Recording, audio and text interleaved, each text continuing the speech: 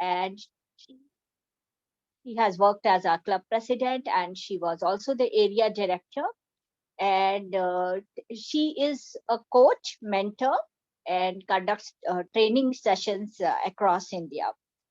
And it gives me immense pleasure on behalf of Toastmaster Club of Pune Northeast to welcome our chief guest, our educator for today's session, Toastmaster Muskan, who is going to brief us on a very, very important topic. I, as VP Education, always face this problem where I am wondering why people are not coming forward to take up roles. And most of the new Toastmasters, they don't take it up because they are clueless about those roles. So this is a special education session for all the Toastmasters who want to really understand the importance of role playing in Toastmasters. So please help me welcome Toastmaster Muskan, and over to you, Toastmaster Muskan, for conducting this session. Thank you. Thank you so much, Toastmaster Kamaljeet, for that warm introduction. Am I clearly audible and visible? I think yes, you are. Yes, you are. So today, what we are going to discuss is a very special topic and something very close to all Toastmasters who have joined Toastmasters with a purpose. Club meeting and roles. That would be the topic for today. I would really appreciate it if everyone turns on their videos while I'm speaking, because otherwise I would just be speaking to blank spaces and no one likes that. So now, before I start off, I just have one small question to ask all of you. What is your purpose of joining Toastmasters? You can describe it in a word, in a single line, whatever. Let's start with Anshu. Toastmaster Anshu. So hello everyone. So Hello. My main motive is to be more confident in communication, and then to even get the ideas what others think right now, because with COVID we have been so restricted for past 2 years in our own homes that we don't really get to interact with anyone, so that I get to know what the other people's opinion is, and plus be more well versed in my communication skills. Thank you, Toastmaster Anshu. Next, moving on to Toastmaster Arjun. I joined because I wanted to, let's say, I just wanted to meet new people, first of all.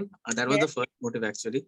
And then I said, okay, fine, I'll go. I've always been a bit of an attention-seeking person, so I'll go on stage and then I'll get attention.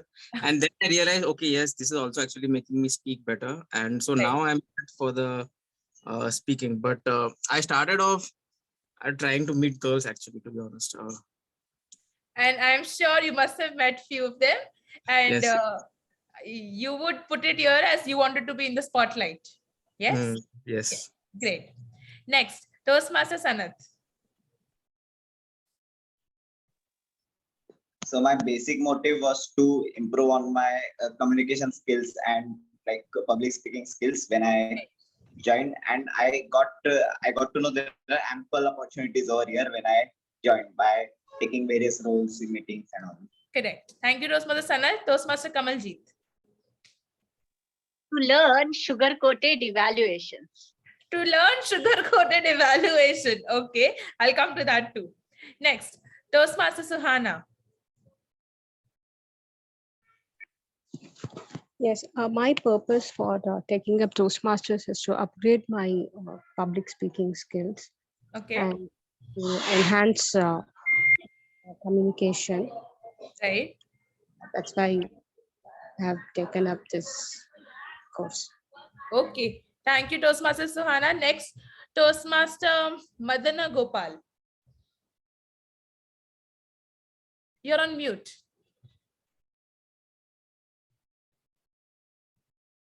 Please unmute yourself. Sanath, can you help him to unmute? I think he's not able to do that. Yeah, I've asked him to unmute. Please click on that. Please click on the intimation. Okay, I think he's not able. Toastmaster Akib.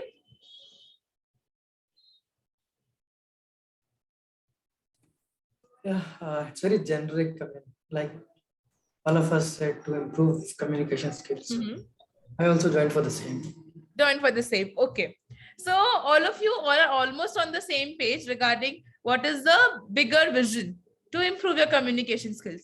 Now, my second question would be, do you think the meeting roles and responsibilities, like meeting roles that we take up, the sergeant at arms, the timer, the language evaluator, actually helps us or paves the way to achieve those skills? Yes, it does.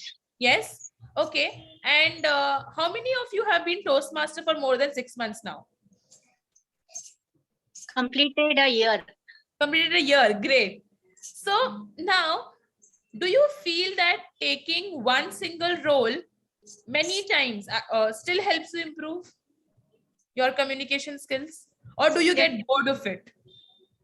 It does. In fact, as VP Education, I feel that a person who is saying more R's and Ums, if you make them a counter, they become more conscious, because when they are observing others, means the way we make monitor to the most notorious student, Right. so they start monitoring their own R's and Ums, and there is a remarkable improvement in those people. So I try to give those roles to those who are actually fumbling on those matters. Somebody who's not good with vocabulary, make them language evaluator, and they will Right. understand the importance of language. Toastmaster Kamalji just spoke like a trainer right now. So this is what exactly trainers and teachers always do. Give the most notorious student the role, and then they will start working on it. Okay. Now my next question lies here is that when you are taking, or am I clearly audible? I think there's a lot of background noise from my end. No, you are absolutely clear. Okay. So now when you take up a role, probably you're taking up a timer's role. You have taken it once or twice. Since all of you have been a part of Toastmasters since 6 months, I'm not speaking about the new part. Do you feel that still the timer is adding value by taking a timer's role? Would you be willing to take a timer's role? Yes, yes. Or do you feel that it is monotonous, it is boring? Honest answers only. I will just share one example here. Recently, one of our new member took up a timer's role, Toastmaster Radha, and I found that she did it extremely well, better than I had done it ever.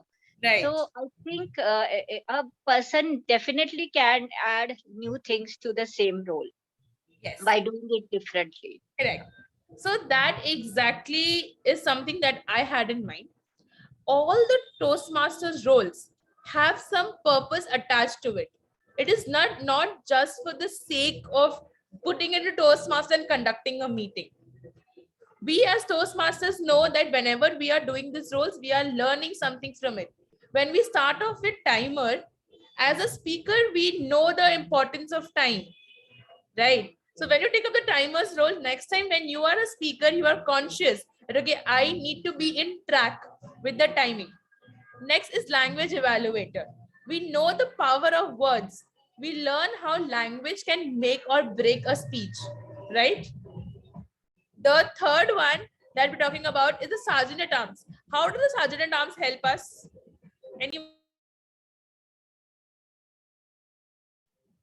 Yes, Toastmaster Anshu. What?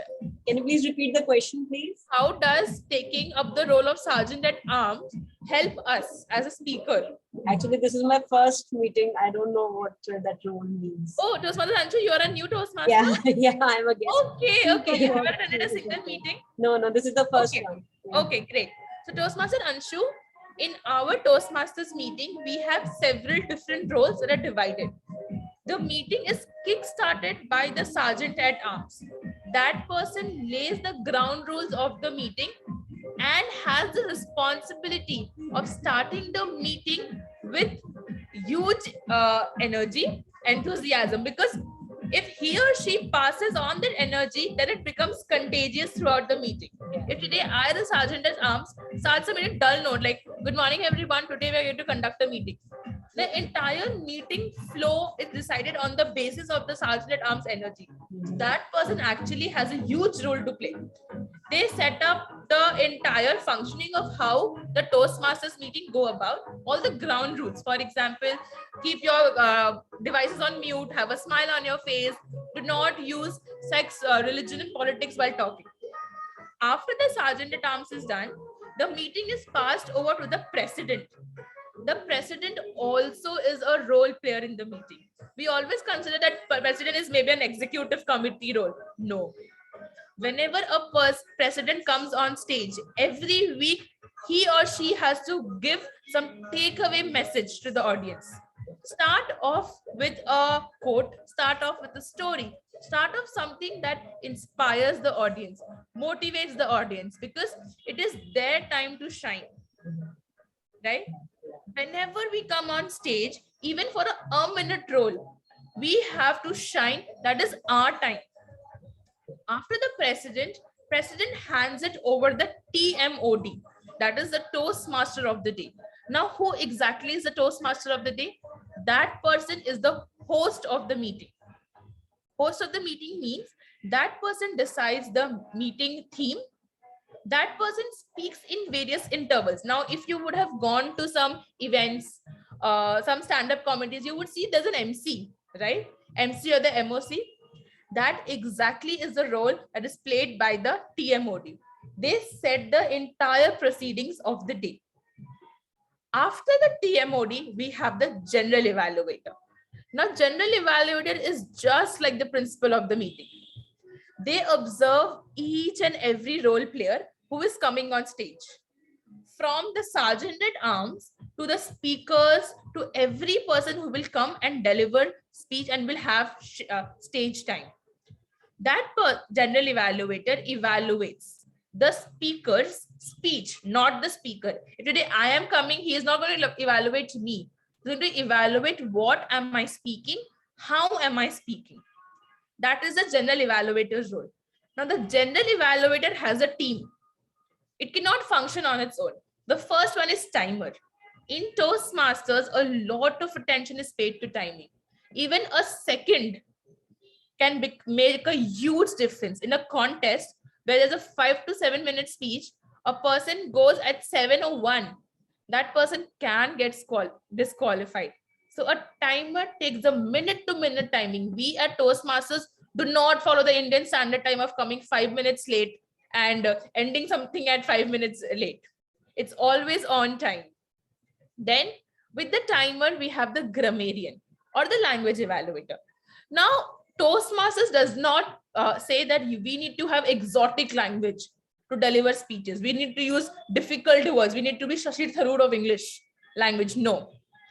It just says use the correct grammar, use basic and proper language. The only purpose is your message is communicated to the other person. That's it. So the grammarian observes that what are the people speaking and is it correct? Is it grammatically correct? Is the person using good languages, good words, colorful words that can actually help other people? This is what the grammarian's role is. The grammarian also has a responsibility of introducing a word of the day and the idiom of the day.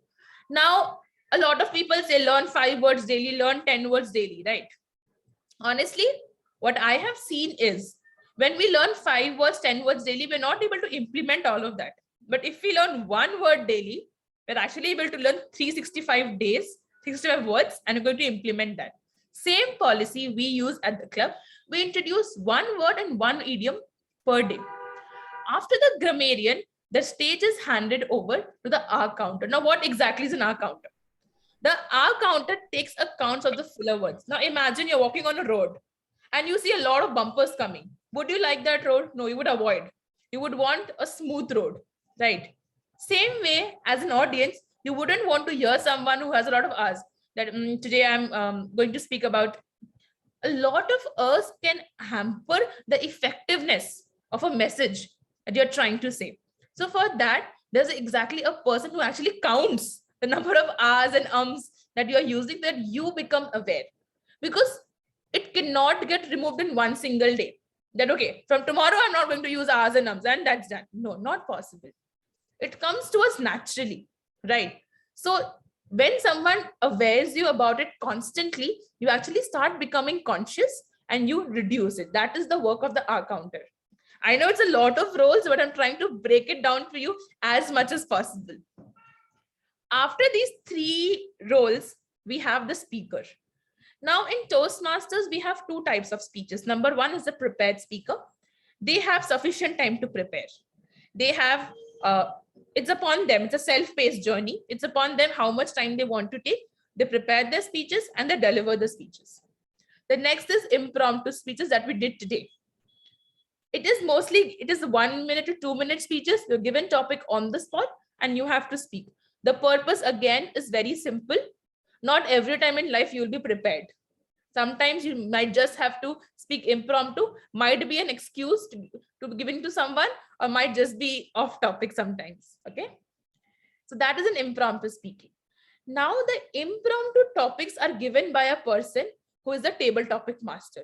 That is the most interesting role, I would say, in a Toastmasters meeting, according to me, because you are in charge of making other people feel on spot, catching them off the cover, just giving them random topics and they have to speak on that.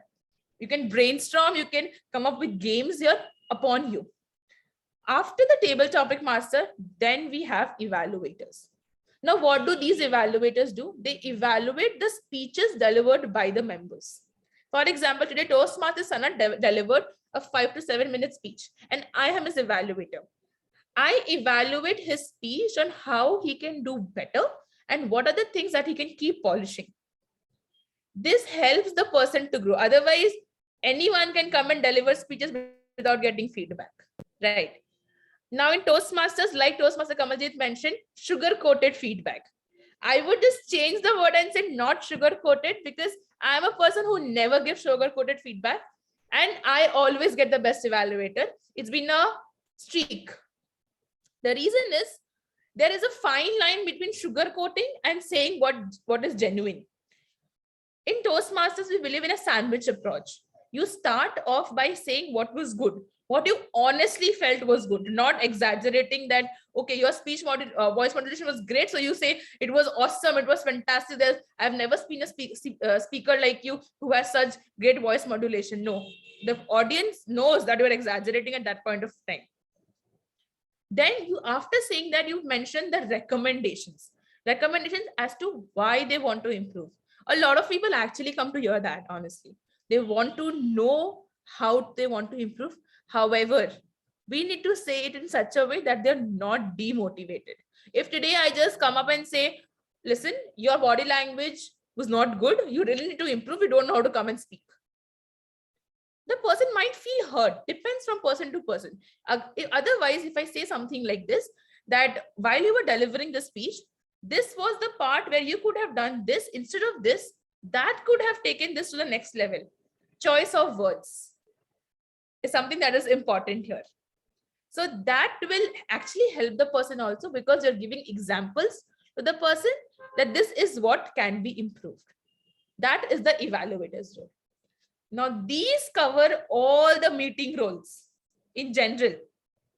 Now, what is our duty as a Toastmaster when we're coming for meetings? Number one, reading the script. Toastmasters has a script for every meeting role. Okay. It is also available on the TI site. Even our club provides that. So before coming to the meeting, just read the script and do not stick to the script. That script is not like a spoon feeding thing given to you. It's up to you how you can be innovative in that. For a timer introducing the roles, the normal is, okay, we have a green card, blue card, this card, 5 to 7 minutes we speak, and then something like this. No, you can use so many methods. You can dress up as a traffic light and come to the meeting. Put those green, yellow, and red, wear these posters and come and introduce yourself. It would be so much fun. You would be the highlight of the meeting. Imagine that. Bring a Rubik's Cube to the meeting. Introduce by saying this is a green, red, and yellow. People would remember you. You have that 2 minutes to yourself. Why not use it in such a way that people actually remember? You give examples that day Toastmaster Anshu introduced that way. Right? So bring this as a highlight. As a language evaluator, use a scoring system like a teacher. Right? As a table topic master, instead of just giving topics, make them do sales pitches. You give them a topic randomly like this. How would you sell a cheesy burger to Ramdev Baba? Imagine giving someone a topic like this. It would be fun, right? Make them do round robin, a continuous storytelling. Tell a person to start a story, make every person continue. Because everyone can do Toastmasters roles. They can read from the script and come. What matters, what makes a difference is how well you do it, how innovative you are. Imagine taking up language evaluator continuously for 4 meetings and every time doing something different. Wouldn't you stand out? As a new Toastmaster Anshu has a lot of things, right? It's for her to start exploring. Always start off Toastmaster Anshu with a smaller role, I would say. With less, by smaller role, I do not mean something of less weightage, something that gives you less stage time. The sergeant at arms. Then move on to the timer, then our counter. Give a speech in between. And once you have done all the roles, then take up the Toastmaster of the day. Because then you know how exactly every role is conducted. For old Toastmasters, or who call them seasoned Toastmasters, or who call them that, okay, now I have done a lot of Toastmasters, done all of the roles. Start experimenting. It's time to start experimenting and take up roles which people do not want to take and show them how to do it. I have seen when I was a VP education, I had seen a lot of people avoiding timer's role. The timer's role would be left blank for a long time. Or people actually taking up timer's role thinking, "Arey, kuch nahi karna. We don't have to do anything about it. Just show the cards." Two frame of thoughts. However, it's upon us. How do we want to present it? Right? Now, these are the few things that needs to be kept in mind.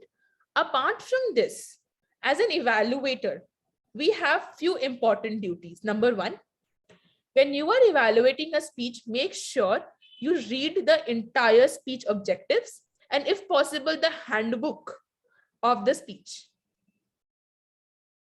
And number three, talk to the speaker before the meeting. Ask them, do they want any specific evaluation also? Because a speaker might have something in mind that they want to be evaluated on apart from the project objectives, but they haven't. Right? So these are the few things that need to be done in meeting roles. Now coming to your questions. Do we have any specific questions for meeting roles? Any things that your problems that you're facing? Let's start with Toastmaster Sanat. Yes.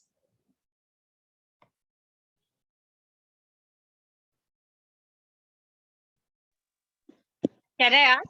Yes, go ahead, Toastmaster Kamal. Yeah, so this is more with respect to me planning for a meeting.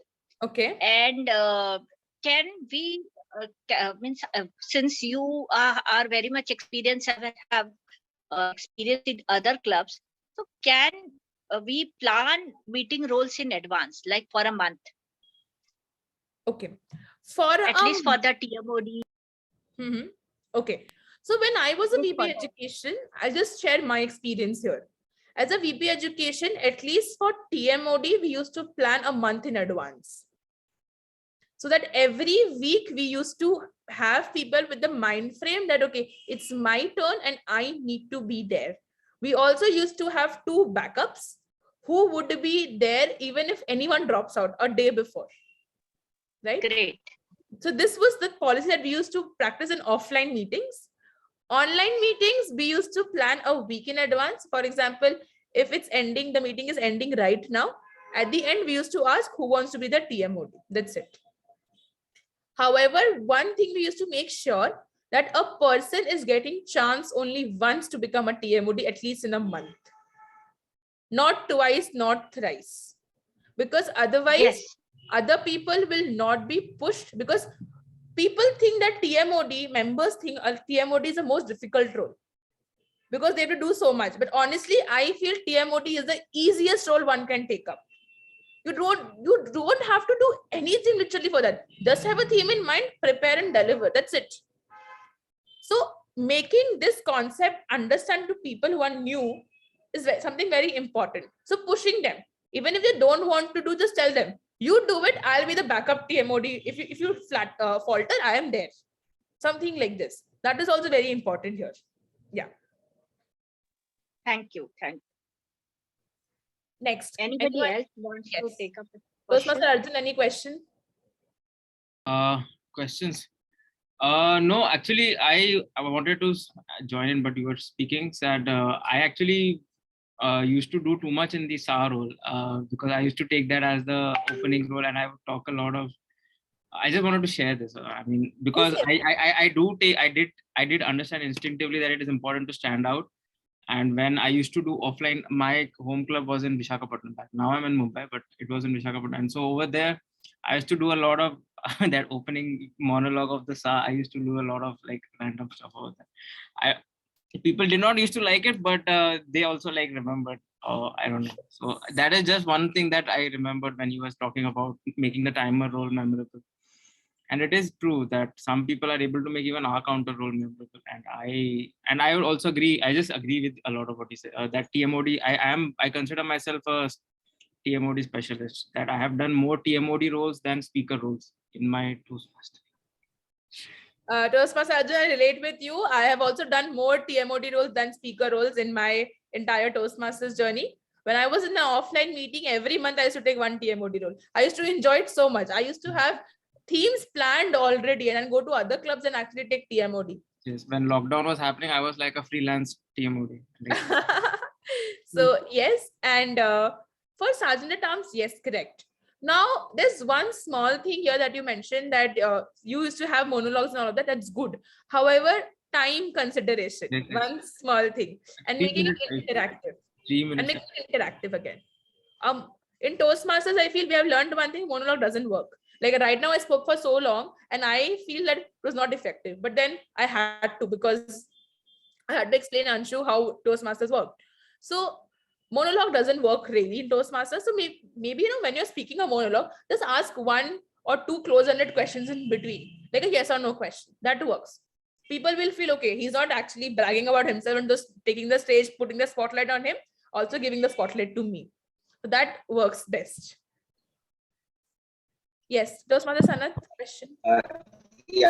So what happens when you are in Toastmasters for a long time and you are habitual to take all the meeting roles almost, and then sometimes because I personally sometimes feel like, what should I do next meeting? So I'm getting bored of this.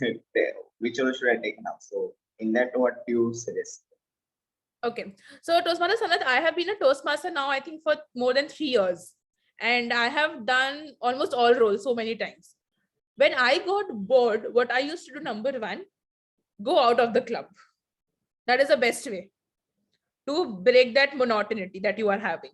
Second, plan your roles. In one month, I am going to give 1 speaker, 1 TMOD, 1 GE, 1 auxiliary role. Done. You will not feel monotony after that, because speaker, general evaluator, and as a TMOD, you always bring in fresh air, right? You're always going to experiment. And with an auxiliary role, you're also going to experiment again. So this way, if you plan your month attending 4 meetings, I think there's no chance of getting bored of Toastmasters again. Does it answer your question? Yeah, thank you. Yes, makes sense. Okay. Yes, definitely. Next, Madana Gopal, Akib, Suhana, Anshu, if you have any questions. Actually, no questions, but I would like to thank you for explaining it so beautifully. All the roles, I could get them in my head now. And just now, by implementing them more, I think I'll be able to get the gist of it, how it works. Definitely, you should attend a Toastmasters meeting. So I never give a session to a Toastmaster to a member who hasn't attended a single meeting in Toastmasters, because for them it's again all Greek and Latin, honestly, right? But I broke it down as much as I could. And now if you attend a meeting, you will see a clear picture of what is happening. You will know who is doing what, and you will see, okay, this is what needs to be implemented, this is what needs to be done. Sure, so I hope that helps. Sounds good. Thank you so much. No problem. Next, any more questions?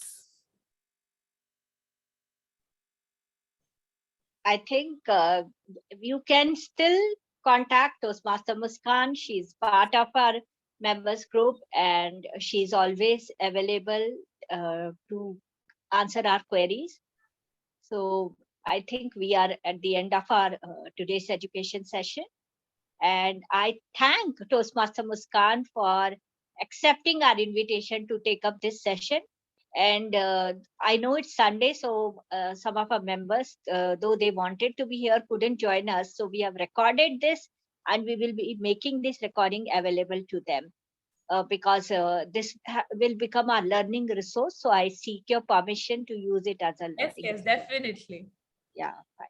So thank you, Toastmaster Muskan, for this wonderful session. You explained it so beautifully and you gave uh, yeah, so those who are not part of the members group, don't worry.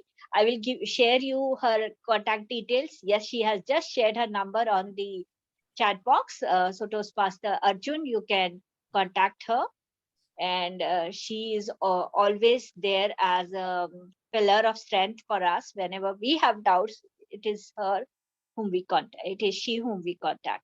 So thank you so much, Toastmaster Muskan, for taking out time from your busy schedule and giving this education session to our new members, because it was for them who we have arranged this session, which is very, very important. Importance of role playing, because it's not speeches which is going to change your life, but it is role playing which is definitely going to make you a holistic Toastmaster and a holistic public speaker. So thank you so much. Toastmaster Sarath, you would like to close the meeting?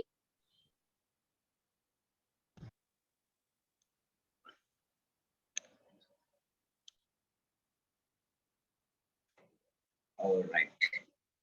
So first of all, thank you very much, Toastmaster Muskan, for that insightful and wonderful session. And I like to how you briefly actually explain the essence of each and every role that we play in Toastmasters and its importance. So yeah, we had a good first we had table topic session, then followed by the education session. So we had a really good session today on this Sunday, and now it's the time to like close this meeting. And yeah, I'll